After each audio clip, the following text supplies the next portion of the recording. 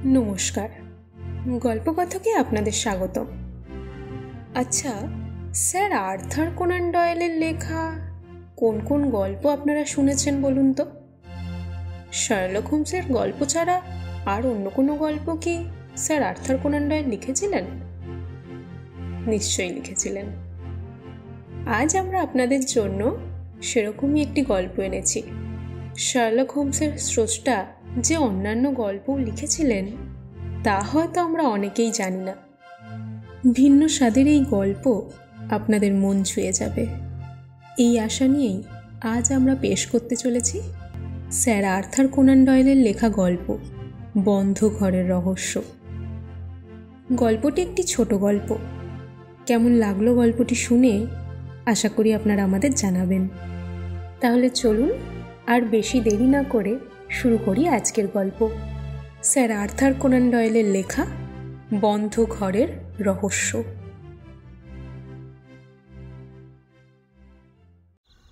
ওকালতি আমার পেশা, কিন্তু অ্যাথলেটিক্স আমার নেশা। 10টা 5টা চার দেওয়ালের মধ্যে ব্যস্ত থাকার পর শারীরিক কসরত করার সময় পাই কেবল সন্ধেবেলায়। অফিস পাড়ার বদ্ধ পরিবেশ থেকে বেরিয়ে যখন হ্যামস্টেড বা হাইগেটের দিকে একটু উঁচু জায়গায় রাতের দিকে হাঁটতে যাই, তখন মুক্ত হাওয়া সেবনে শরীর মন দুই তাজা হয়ে ওঠে।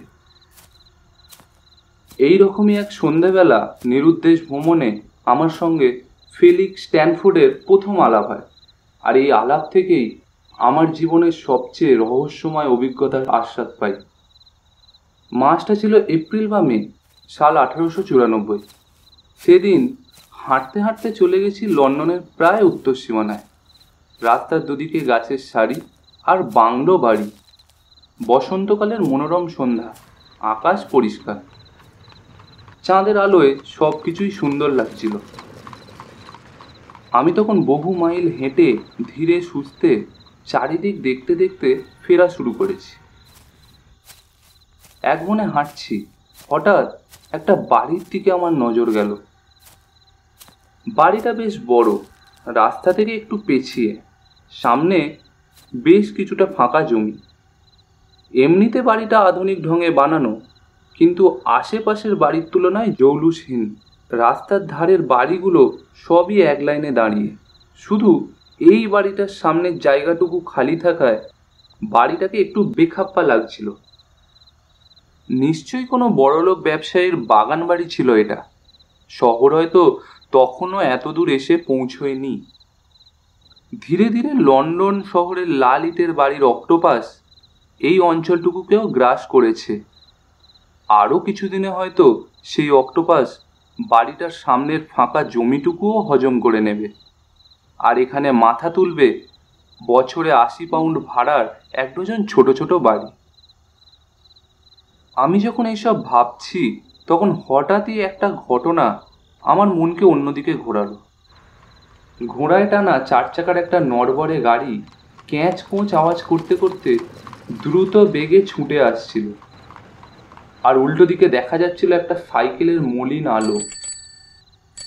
চাঁদের আলোয় ভেসে যাওয়া এই লম্বা রাস্তায় মাত্র 2টি বাহনই চলমান অবস্থায় ছিল, কিন্তু তবুও যেমন আটলান্টিকে অনেক সময় দুটো জাহাজে ধাক্কা লাগে, ঠিক তেমনই আশ্চর্য নিপুণতায় গাড়িটার সঙ্গে সাইকেলের লাগলো ধাক্কা। দোষটা সাইকেল চালকেরই। গাড়ির সামনে দিয়েই সে রাস্তা পার হতে গিয়েছিল। হিসেব ভুল করে ঘোড়ার ধাক্কায় ছিটকে পড়ল রাস্তায়। উঠে দাঁড়িয়ে দাঁত খিঁচিয়ে সে তেড়ে গেল গাড়োয়ানের দিকে। তবে গাড়োয়ানও তাকে বেশ 2-4 কথা শুনিয়ে দিল।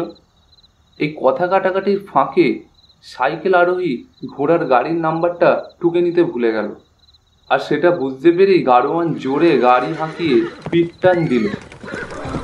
সাইকেল আরোহী পড়ে থাকা সাইকেলটা তুলতে গিয়েই হঠাৎই বসে পড়ল, আর যন্ত্রণায় অস্ফুট স্বরে আর্তনাদ করে উঠল। আমি ছুটে গিয়ে ওর কাছে জিজ্ঞেস করলাম, খুব লেগেছে? মনে হচ্ছে গোড়ালিটা মচকে গেছে, খুব ব্যথা।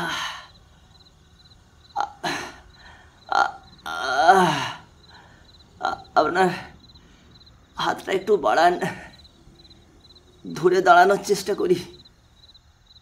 সাইকেলের ম্লান আলোয় ওকে দাঁড় করাতে গিয়ে দেখলাম ভদ্রঘরের ছেলে, বয়স বেশি নয়, ছোট কালো গোঁফ আছে, চোখ দুটি বড় বাদামি রঙের, ভাঙা চোয়াল আর একটু নার্ভাস দেখতে। স্বাস্থ্য বিশেষ ভালো নয়, হয় পরিশ্রম নয় দুশ্চিন্তার ছাপ পড়েছে ওর ফ্যাকাশে মুখে। আমি ওর হাত ধরে টানতেই উঠে দাঁড়ালো, কিন্তু সঙ্গে সঙ্গে একটা পা মাটি থেকে তুলে নিল। ওই পাটা নাড়াতে গেলেই যন্ত্রণার আওয়াজ করছিল। আহ, আহ, আহ, পাটা মাটিতে ফেলতেও পাচ্ছি না। তুমি বয়সে অনেক ছোট, তোমাকে আর আপনি বলছি না। কোথায় থাকো? এই তো এই বাড়িতেই।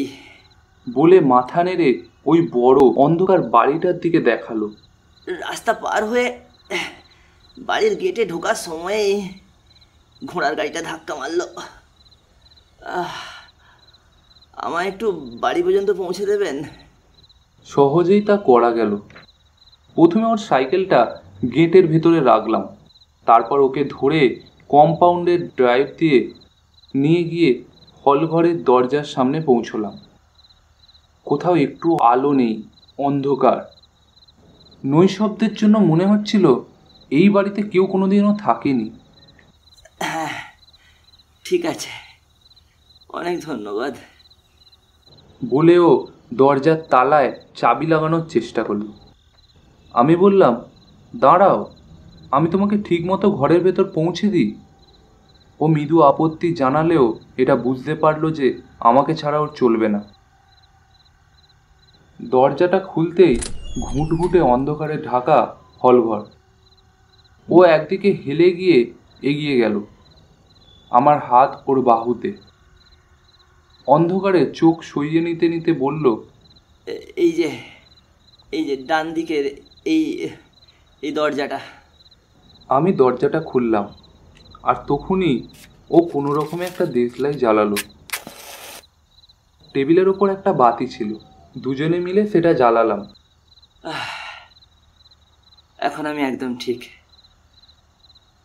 আপনি যেতে পারেন। শুভরাত্রি।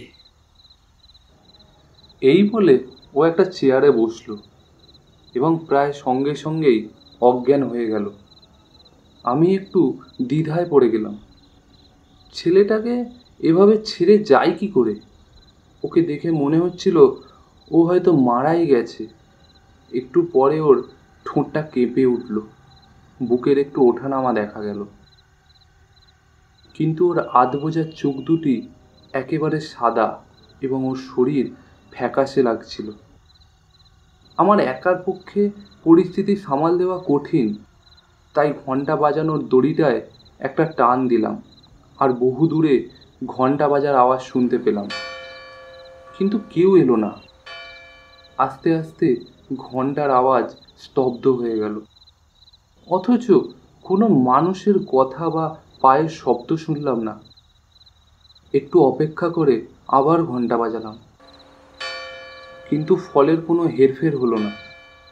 নিশ্চয়ই কাছাকাছি কেউ আছে। এই ছেলেটি নিশ্চয়ই এত বড় বাড়িতে একা থাকে না। বাড়ির লোকদের ওর অবস্থা জানানো দরকার। তারা যদি ঘন্টার আওয়াজে সাড়া না দেয়, আমাকেই তাদের খুঁজে বের করতে হবে। আমি বাতিটা হাতে নিয়ে তাড়াতাড়ি ঘরের বাইরে গেলাম। যা দেখলাম তা বিস্ময়কর। পুরো হলঘরটা খালি, সিঁড়িগুলো কার্পেটহীন ও ধুলোয় ঢাকা। দেখলাম তিনটে দরজা, তিনটে বড় বড় ঘরে যাওয়ার। তিনটে ঘরেই কার্পেট বা পর্দা নেই, ওপরে মাকড়সার জাল ও দেওয়ালে স্যাঁতা পড়া দাগ। নিস্তব্ধ শূন্য ঘরগুলোতে আমার পায়ের আওয়াজের প্রতিধ্বনি শুনতে পাচ্ছিলাম। তারপর ভেতরের প্যাসেজ দিয়ে রান্নাঘরের দিকে এগোলাম। ওখানে অন্তত কাউকে পাওয়া যাবে, হয়তো আশেপাশের কোনো ঘরে কেয়ারটেকারকে দেখতে পাবো, কিন্তু কোথাও কেউ নেই, সব খালি। হতাশ হয়ে আর একটি দালান ধরে এগোলাম। কিন্তু সেখানে অন্য বিস্ময় অপেক্ষা করছিল। দালানটা শেষ হয়েছে একটা বড় বাদামি রঙের দরজার সামনে, আর দরজার চাবির ফুটোর ওপর প্রায় 5 শিলিং মুদ্রার মাপের একটা লাল মোমে সিল লাগানো।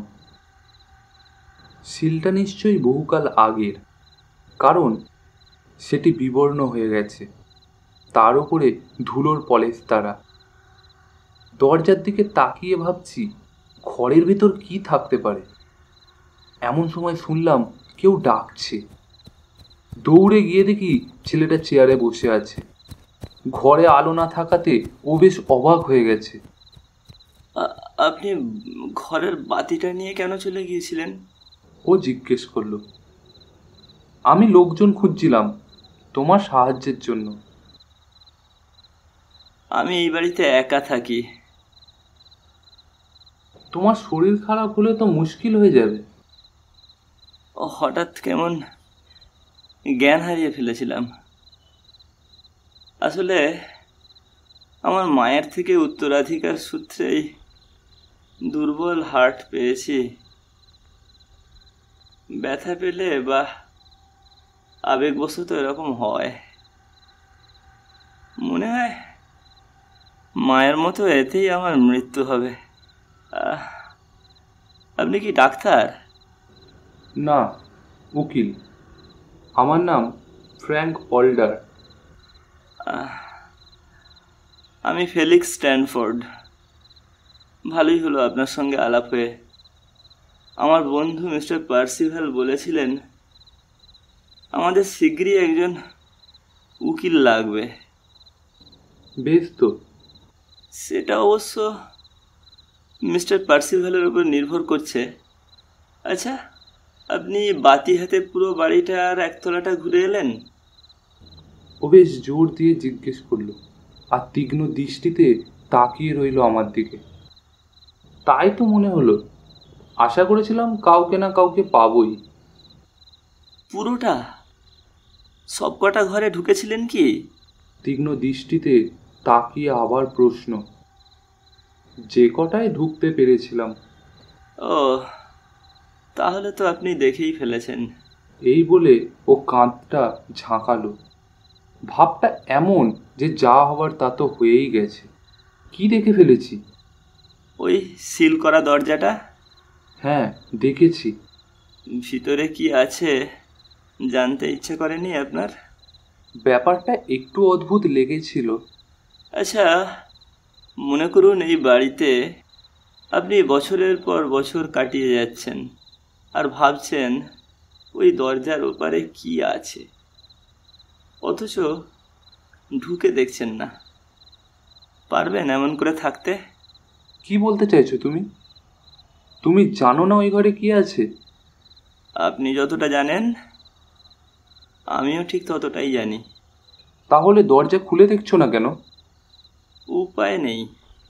ওর কথাবার্তায় একটা বিব্রত ভাব ছিল। হয়তো কোনো স্পর্শকাতর জায়গায় অজান্তে ঘা দিয়ে ফেলেছি। এমনিতে আমার সাধারণ শোকের মতো অহেতুক কৌতূহল কম, কিন্তু এখানের যা ব্যাপার তাতে আমার কৌতূহল তীব্র হয়ে উঠেছে। যা হোক, এ বাড়িতে আর বেশিক্ষণ থাকার কোনো অজুহাত আপাতত নেই, কেননা ছেলেটি প্রায় সুস্থ হয়ে উঠেছে। আমি তাই উঠে পড়লাম।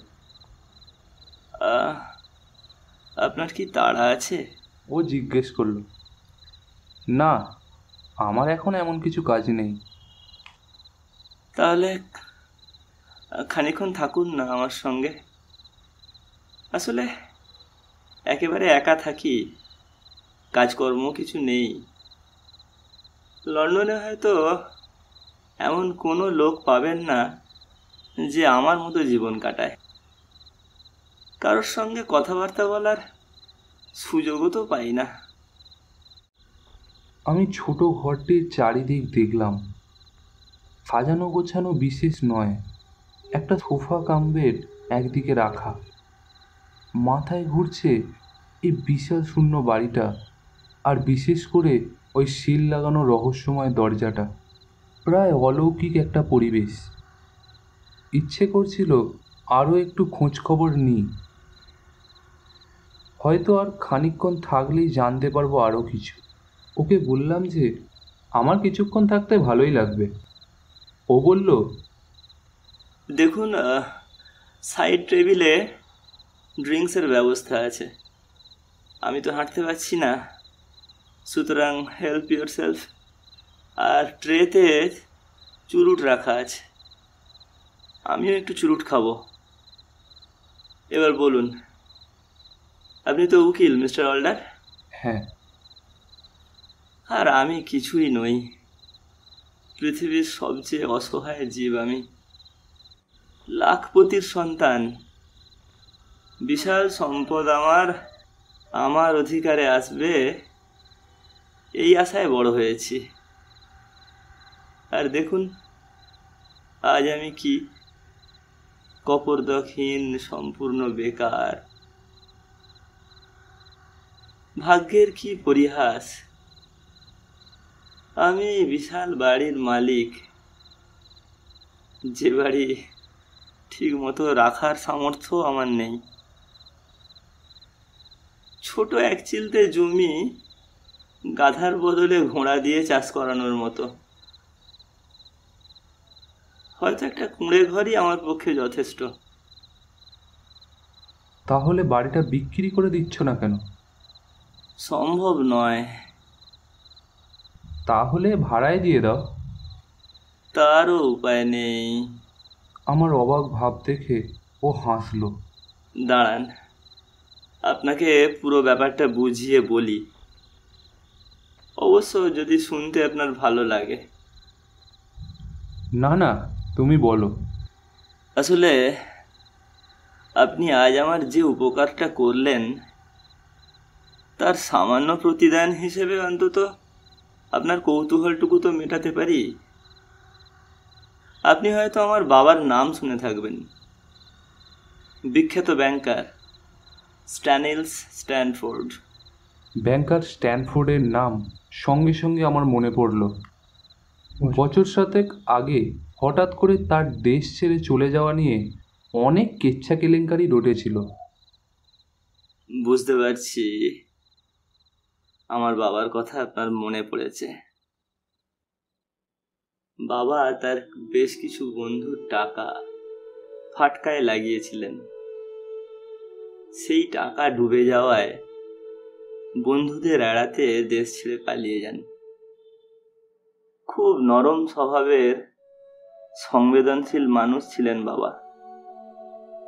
বন্ধুদের প্রতি দায়বদ্ধতার জন্য তিনি ভীষণ বিচলিত হয়েছিলেন।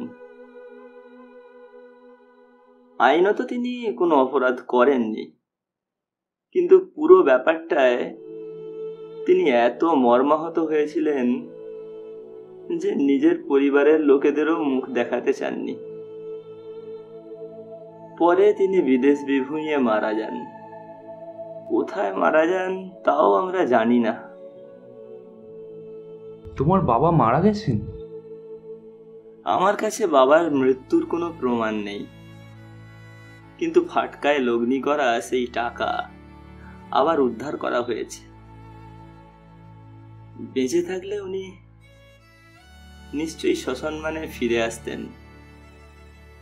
কিন্তু মনে হয় গত 2 বছরের মধ্যেই কোনো এক সময়ে তার মৃত্যু হয়েছে। গত 2 বছরের মধ্যে কেন? কেননা 2 বছর আগেও তার চিঠি পেয়েছি। চিঠিতে উনি ওর ঠিকানা জানাননি? চিঠিটা এসেছিল প্যারিস থেকে, কিন্তু কোনো ঠিকানা ছিল না। ওই সময়েই আমার মা মারা যান। ঠিক তখনই বাবার চিঠিটা এসেছিল। আমাকে কিছু উপদেশ আর কিছু নির্দেশ দিয়েছিলেন। তারপর থেকে আর কোনো খবর নেই। তার আগে কখনো বাবার খবর পেয়েছিলে? হ্যাঁ, এবং সিল লাগানো ওই দরজার রহস্যের শুরু তখন থেকেই। টেবিলটা একটু আমার দিকে ঠেলে দিন তো। এইখানেই আমার বাবার চিঠিগুলো রাখা আছে। মিস্টার পার্সিভাল ছাড়া আপনিই একমাত্র ব্যক্তি যিনি এই চিঠিগুলো দেখছেন। কিছু মনে করো না, মিস্টার পার্সিভালকে? উনি ছিলেন বাবার একান্ত সচিব এবং প্রথমে মায়ের ও পরে আমার বন্ধু এবং উপদেষ্টা। মিস্টার পার্সিভাল না থাকলে আমাদের যে কী অবস্থা হতো তা ভাবতেও পারি না। উনি ছাড়া বাবার চিঠিগুলো আর কেউ দেখেননি। এই দেখুন, প্রথম চিঠি 7 বছর আগে লেখা, দেশ ছাড়ার দিন। নিজেই পড়ে নিন। চিঠিটা ফেলিক্সের মাকে লেখা। তোমাকে আমার ব্যবসার ব্যাপারে কখনো কিছু বলিনি, কেননা ডক্টর উইলিয়াম আমায় বলেছিলেন তোমার হার্ট খুব দুর্বল, কোনো রকম উত্তেজনা তোমার পক্ষে বিশেষ ক্ষতিকারক হবে। কিন্তু এখন পরিস্থিতি এমন যে তোমাকে বলতে বাধ্য হচ্ছি। আমার ব্যবসার অবস্থা খুব খারাপ, এই কারণে আমি কিছুদিনের জন্য তোমাদের ছেড়ে চলে যাচ্ছি। তবে অবশ্যই যত শীঘ্র সম্ভব চলে আসব। আমাদের এই বিচ্ছেদ অতি অল্প সময়ের জন্য, সুতরাং এ নিয়ে ভেবে তুমি শরীর খারাপ করো না। আমার একটা বিশেষ অনুরোধ আছে, চেষ্টা করো কোনো মতেই যেন এই অনুরোধ পালনে কোনো অন্যথা না হয়। লনে যাওয়ার প্যাসেজে আমার যে ডার্ক রুমটা আছে, যেখানে আমার ফটোগ্রাফির কাজ করি, সে ঘরে এমন কিছু জিনিস আছে যেগুলি আমি গোপন রাখতে চাই। তবে সেগুলির সঙ্গে কিন্তু কলঙ্কজনক কিছু জড়িয়ে নেই। তা সত্ত্বেও আমি চাই তুমি বা ফেলিক্স অবশ্যই আমার এই অনুরোধ রাখবে।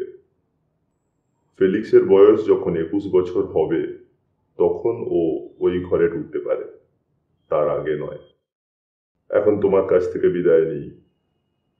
আমার এই অল্প দিনের অনুপস্থিতিতে যে কোনো ব্যাপারে পরামর্শ নিতে মিস্টার পার্সিভালের সঙ্গে যোগাযোগ করো। ওর উপর আমার অগাধ আস্থা। তোমাকে আর ফেলিক্সকে এভাবে ছেড়ে যেতে খুব খারাপ লাগছে, কিন্তু বিশ্বাস করো আমি নিরুপায়। ইতি তোমার স্ট্যানেলস, 4 জুন 1887। আমার চিঠি পড়া শেষ হলে ফেলিক্স খানিকটা কৈফিয়ত দেওয়ার সুরে বলল, আমাদের এই পারিবারিক ব্যাপার আলোচনা করে হয়তো আপনার সময় নষ্ট করলাম। ধরে নিন না আপনি একজন লয়ার হিসেবেই সব কিছু শুনলেন। অনেক বছর ধরে কাউকে এই কথাগুলো বলতে চাইছিলাম। আমাকে বিশ্বাস করে এত কিছু বললে, এতেই আমি খুশি। তাছাড়া পুরো ব্যাপারটা বেশ কৌতূহল জাগায়। জানেন, আমার বাবার সত্যের প্রতি আকর্ষণ ছিল এমনই যে মাঝে মাঝে সেটা প্রায় মানসিক রোগের পর্যায়ে চলে যেত। কখনো তিনি মিথ্যে কথা বলতেন না। সুতরাং তিনি যখন বলেছিলেন যে মায়ের সঙ্গে শিগগিরই আবার দেখা করবেন এবং ডার্ক রুমে কোনো কলঙ্কজনক ব্যাপার নেই, বাবা নিশ্চয়ই সত্যি কথাই বলেছিলেন। তাহলে ওই ঘরে কি থাকতে পারে? সেটা আমার বা মায়ের কল্পনার বাইরে। আমরা বাবার কথায় দরজায় সিল লাগিয়ে দিয়েছিলাম এবং সেই সিল এখনো লাগানো। বাবার অন্তর্ধানের পর মা বছর 5 বেঁচেছিলেন। যদিও ডাক্তাররা ভেবেছিলেন যে মা বেশি দিন বাঁচবেন না। মায়ের হার্টের অবস্থা খুব খারাপ হয়ে গিয়েছিল। বাবার যাওয়ার পর প্রথম কয়েক মাস মাকে লেখা বাবার 2টো চিঠি এসেছিল। দুটোই প্যারিস থেকে পোস্ট করা, কিন্তু কোনো ঠিকানা নেই। 2টো চিঠি ছিল ছোট, বক্তব্য একই, চিন্তা করো না, শিগগির দেখা হবে। এরপরে মায়ের মৃত্যু পর্যন্ত আর কোনো চিঠি আসেনি। তারপরে আমাকে একটা চিঠি লিখেছিলেন। তার বক্তব্য এতই ব্যক্তিগত যে সে চিঠিটা আপনাকে দেখাতে পারছি না। ওই চিঠিতে মোটামুটি বলেছিলেন আমি যেন তাকে খারাপ মানুষ না ভাবি। আমায় অনেক উপদেশ দিয়েছিলেন। কেউ বলেছিলেন যে মায়ের মৃত্যুর পর ওই ঘরটার দরজা বন্ধ করে রাখার যৌক্তিকতা অনেক কমে গেছে। কিন্তু তা সত্ত্বেও আমার 21 বছর বয়স না হওয়া অবধি ওই ঘর না খোলাই ভালো। ঘর খুললে নাকি বেদনাদায়ক পরিস্থিতির উদ্ভব হতে পারে, বরং অপেক্ষা করলে সময়ের প্রভাবে ওই পরিস্থিতি সামলে নেওয়া সম্ভব হবে। আর বলেছিলেন ওই ঘরের দায়িত্ব আমার ওপর থাকলো।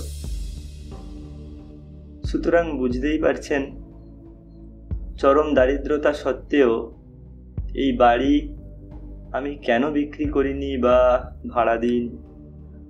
বন্ধক তো রাখতে পারতে। বাবা বাড়িটা আগেই বন্ধক রেখেছেন। পুরো পরিস্থিতিটাই অদ্ভুত। আমি আর মা এতকাল আসবাবপত্র বিক্রি করে চালিয়েছি। সব চাকর বাকরদেরও একে একে বিদায় করা হয়েছে। আপাতত আমি একটা ঘরেই থাকি, আমাকে দেখাশোনা করারও কেউ নেই। তবে আর মাত্র 2 মাস অপেক্ষা করতে হবে। তার মানে? আমার 21 বছর বয়স হতে আর 2 মাস বাকি। তারপরেই প্রথম কাজ ওই ঘরের দরজাটা খোলা, আর দ্বিতীয় কাজ বাড়িটা বিক্রি করে দেওয়া। আচ্ছা, ফাটকায় লাগানো টাকা যখন উদ্ধার হয়েই গেছিল, তখন তোমার বাবা ফিরে এলেন না কেন? বাবা নিশ্চয়ই ততদিনে গত হয়েছিলেন। আচ্ছা, তুমি বললে দেশ ছেড়ে যাওয়ার আগে তোমার বাবা আইনত দণ্ডনীয় কোনো অপরাধ করেননি। হ্যাঁ। তাহলে তোমার মাকে সঙ্গে নিয়ে যাননি কেন? জানি না। নিজের ঠিকানা গোপন করার কারণ কি হতে পারে? তাও বলা কঠিন।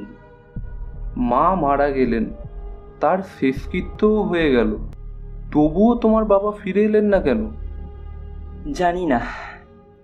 দেখো, একজন পেশাদার উকিল হিসেবে তোমাকে এটুকু বলতে পারি যে তোমার বাবার দেশ ছেড়ে পালিয়ে যাওয়ার পেছনে অবশ্যই কোনো গুরুতর কারণ ছিল, যদিও তার বিরুদ্ধে কোনো অপরাধের প্রমাণ ছিল না। তিনি হয়তো জানতেন কোনো প্রমাণ পাওয়া গেলে ব্যাপারটা থানা আদালত অবধি গড়াতে পারে।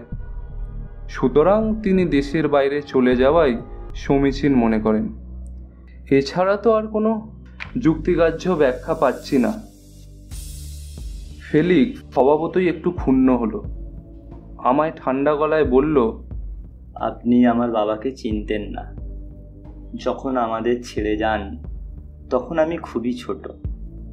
বিশ্বাস করুন, বাবাই আমার আদর্শ। বাবার দোষ ছিল একটাই, যে তিনি একটু স্পর্শকাতর মানুষ ছিলেন, আর নিজের স্বার্থ নিয়ে কখনো ভাবেননি। তার মাধ্যমে কারোর আর্থিক ক্ষতির কথা তিনি ভাবতেই পারতেন না। তার আত্মসম্মান বোধও ছিল অত্যন্ত প্রখর। সুতরাং তার অন্তর্ধানের কারণ খুঁজতে গিয়ে তার এই চারিত্রিক বৈশিষ্ট্যগুলো ভুলে গেলে চলবে না। কিছু মনে করো না, আমি তো বাইরের লোক, একটা নিরপেক্ষ মত দিলাম, এই মাত্র। যাক, এবার উঠি, অনেকটা হাঁটতে হবে এখন। সমস্ত ঘটনাটা এমনই যে এর শেষটুকু জানার কৌতূহল থাকবে। আপনার কার্ডটা একটু রেখে যান। কার্ড রেখে শুভরাত্রি জানিয়ে রওনা দিলাম। বেশ কিছুকাল আর কোনো খবর পেলাম না। হঠাৎ একদিন দুপুরে আমার অফিসে বেয়ারা একটা কার্ড দিয়ে গেল। একজন মিস্টার J.H. পার্সিভাল আমার সঙ্গে দেখা করতে চান। একটু পরেই ঘরে ঢুকলেন তিনি।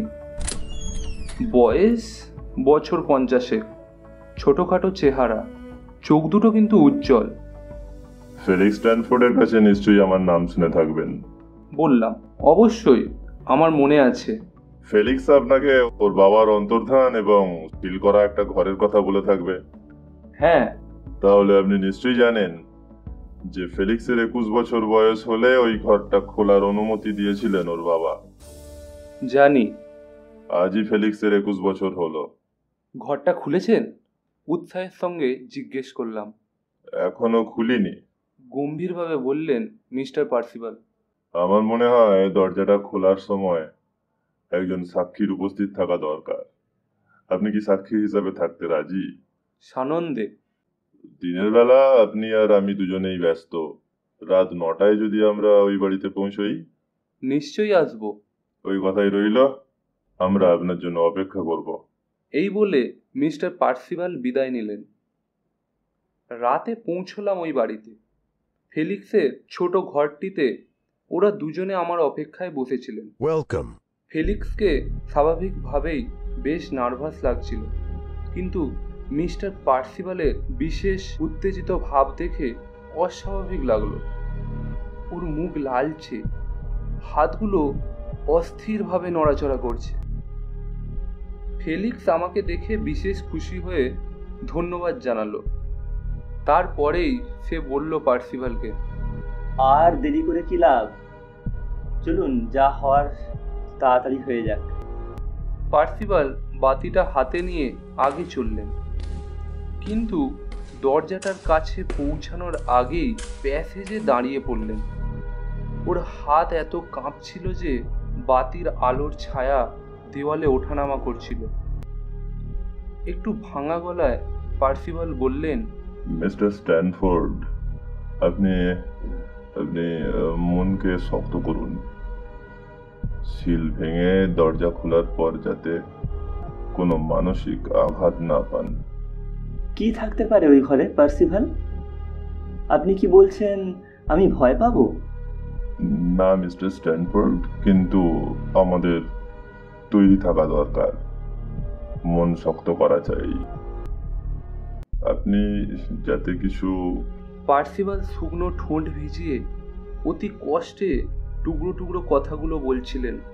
তখনই আমি স্পষ্ট বুঝলাম যে পার্সিভাল জানেন ওই ঘরে কি আছে, এবং যা আছে তা ভয়ানক, বীভৎস।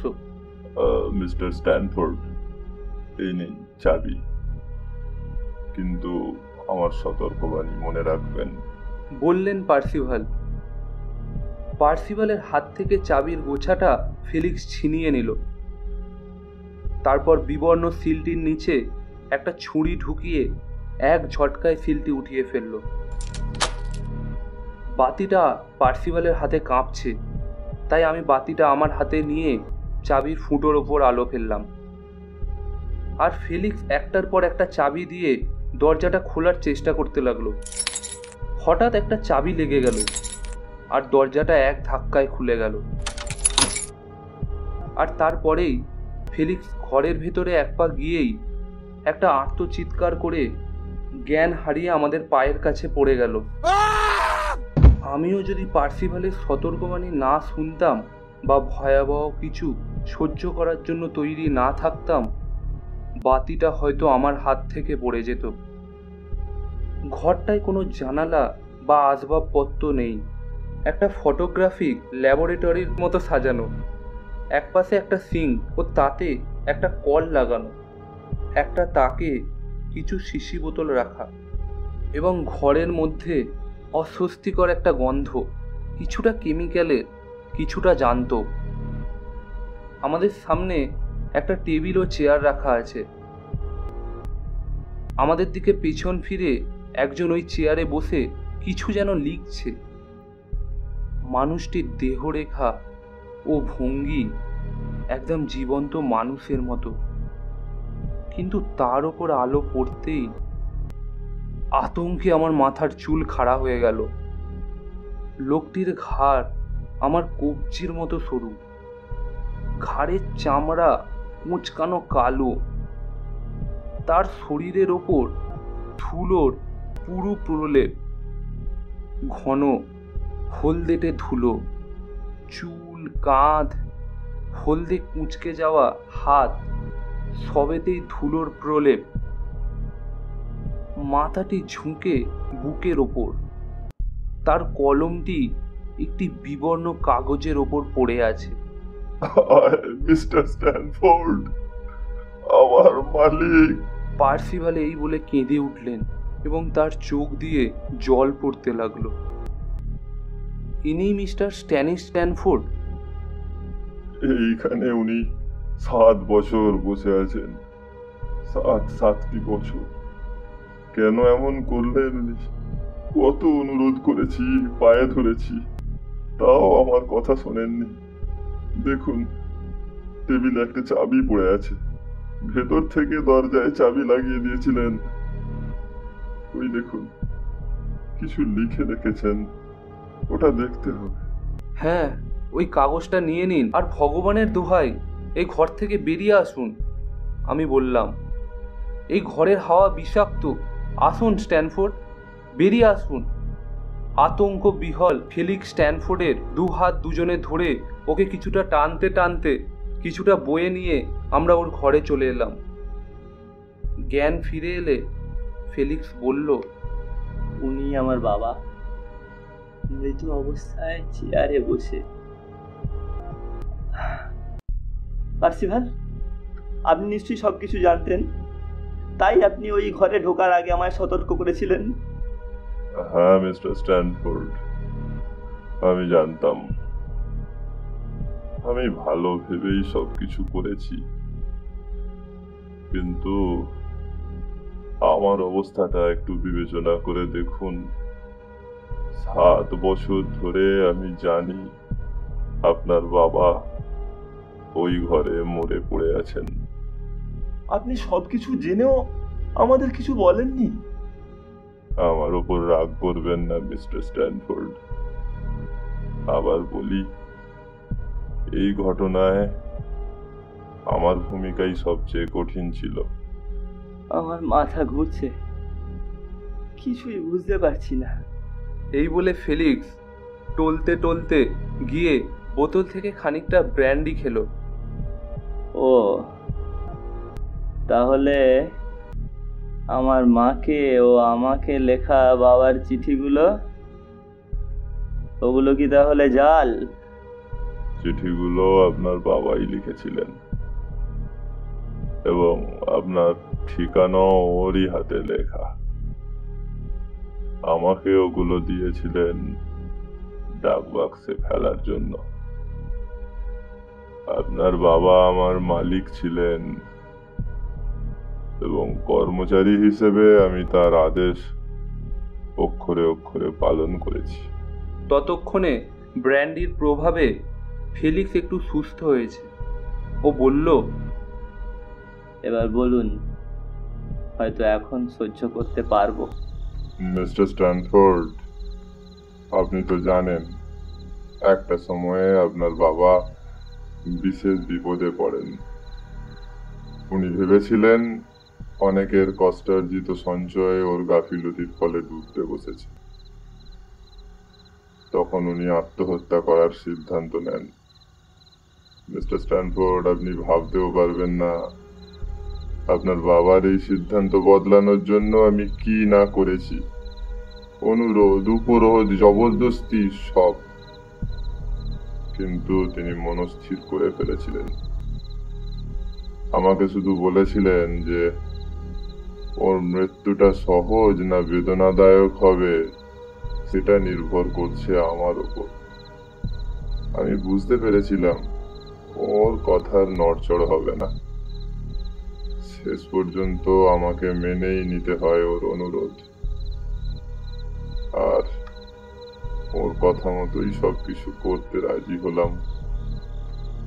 ওর চিন্তার কারণ ছিল একটাই, লন্ডনের ডাক্তার ওকে বলে দিয়েছিলেন ওর স্ত্রীর হৃদযন্ত্র খুবই দুর্বল, এবং সামান্য মানসিক আঘাতেই তা বন্ধ হয়ে যেতে পারে।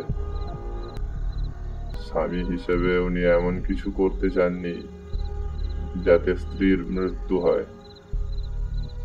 এদিকে নিজের জীবনও তার কাছে দুর্বিষহ হয়ে উঠেছিল। কি করে স্ত্রীর কোনো রকম ক্ষতি না করে নিজের জীবন শেষ করা যায়, এই ছিল তার লক্ষ্য। আপনি এখন নিশ্চয়ই বুঝতে পেরেছেন উনি কি রাস্তা নিয়েছিলেন। আপনার মা যে চিঠি পান সেটা আপনার বাবারই লেখা। ওই চিঠিতে যা লেখা ছিল তা সবই সত্য। উনি লিখেছিলেন যে আপনার মায়ের সঙ্গে শিগগিরই ওর দেখা হবে।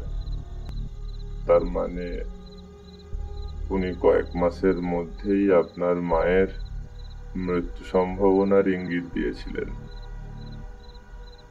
আপনার মায়ের মৃত্যু আসন্ন এ সম্বন্ধে উনি এত নিশ্চিত ছিলেন যে আপনার মাকে মাত্র 2টো চিঠি লিখে যান, কিছুদিনের ব্যবধান রেখে পাঠানোর জন্য। কিন্তু আপনার মা 5 বছর বেঁচে ছিলেন, আর তাকে পাঠানোর জন্য আর কোনো চিঠি ছিল না। আপনার বাবা আর একটা চিঠি লিখে গিয়েছিলেন, যেটা আপনার মায়ের মৃত্যুর পর আপনাকে পাঠাতে বলেছিলেন। এই 3টে চিঠি আমি প্যারিসে গিয়ে ডাক বাক্সে ফেলি,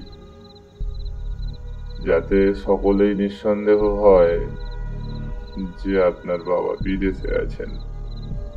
উনি আমাকে বলে গিয়েছিলেন কাউকে কিছু না জানাতে।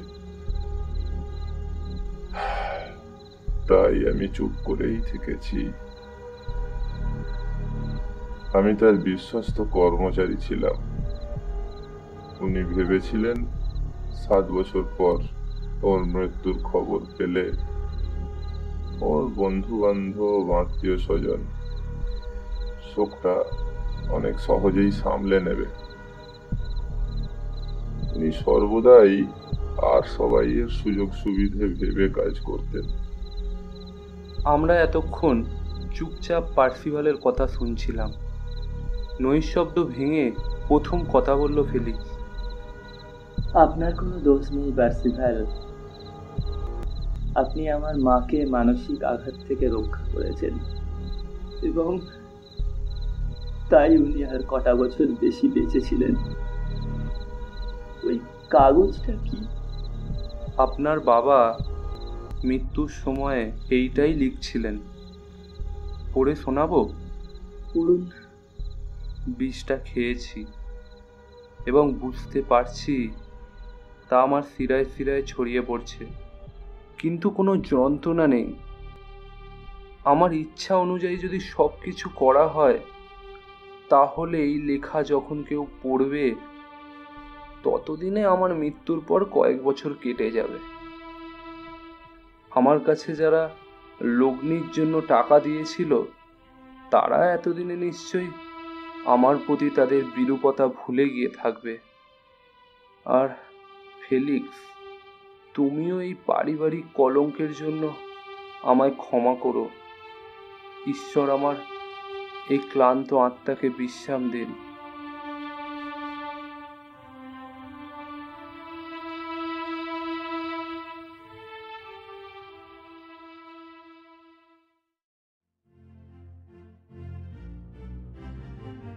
শেষ হলো আমাদের আজকের গল্প।